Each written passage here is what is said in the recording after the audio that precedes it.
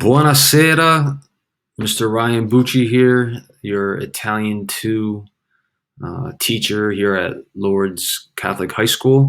It's my pleasure and honor to be here and to teach your children and do the best I can in transmitting them what the Italian culture and language is all about.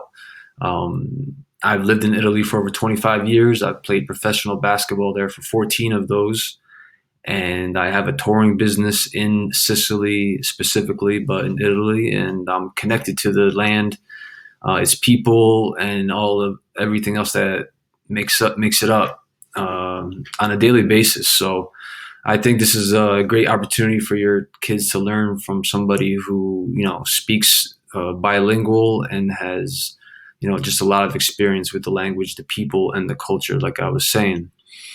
I've been teaching here at Lourdes for a little over a year, and before that, I was teaching at Newburgh in Large City School District history. So I do have some teaching experience, even though I am fairly new.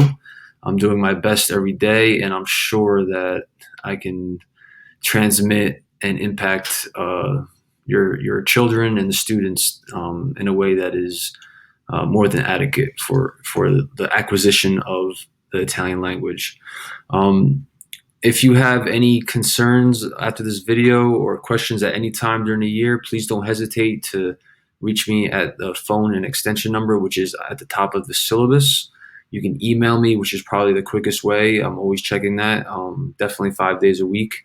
So please, if you have any questions, want to chat, just reach out to me. I'm just going to briefly go over a couple things. Okay, so course description. This course incorporates more complex grammatical structures, cultural themes, and broadens the student's vocab in the target language.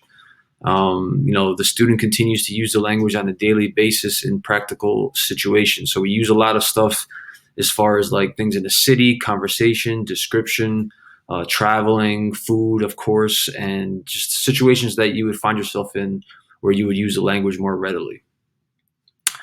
Students interacting with one another in Italian is a little more difficult this year, but I'm doing my best to encourage participation because that is still a part of the grade, as we'll break it down a little bit. The 5 skills of communications as listed in the national standards for foreign languages are communication, cultures, connections, comparisons, and communities. So this is something that we spend a lot of time on as I see it fit and important. Just something that I thought was important for everybody to know is that part of the first quarter will include a review of level 1. So we've been doing that up until now. For the most part, we're starting to get into some new material, but we are reviewing because it was a long summer, especially considering the end of last year. We ended abruptly, and I think we needed time to really get back into that. So I think building a foundation to continue off of where we were last year is very important as we start integrating new content. So some of the primary learning outcomes is to communicate using more complex verbs, okay, vocab and grammar. Communication will be established through written word, which is now typed, of course, auditory and reading comprehension, and speaking. So I'm encouraging a lot of speaking in class. Those who were in my class last year know how much we do that and how important that is in this. I've done a lot of research on language acquisition, not just learning it, and that means being able to speak and comprehend different types of communication is really crucial to retain that knowledge of the language moving forward.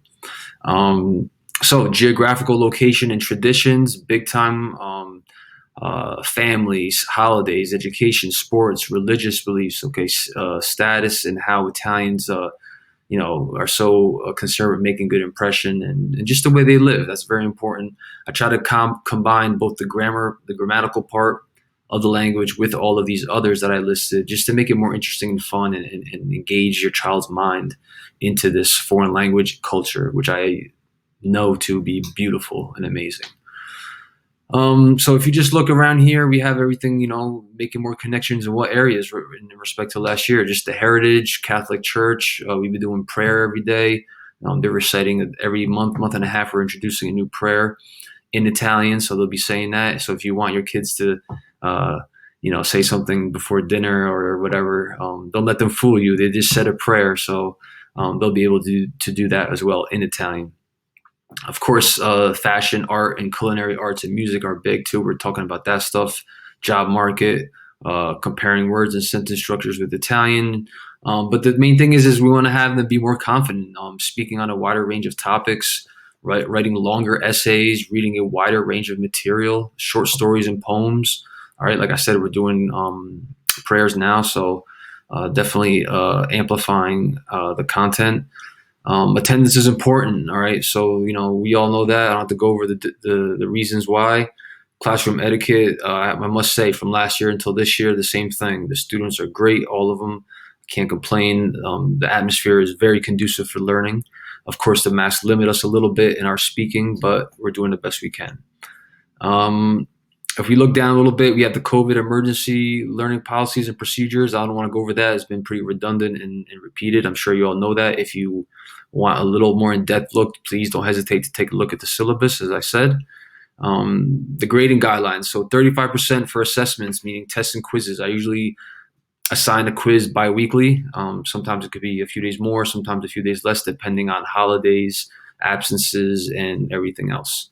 Skills, speaking, writing, reading, and listening is 40%. So that's basically a lot of like the written assignments, the classwork, and those type of things. Participation is 20%. So a lot of the students are participating without any problem. So if they can get that, that's already a big chunk of a good grade. So homework 5%.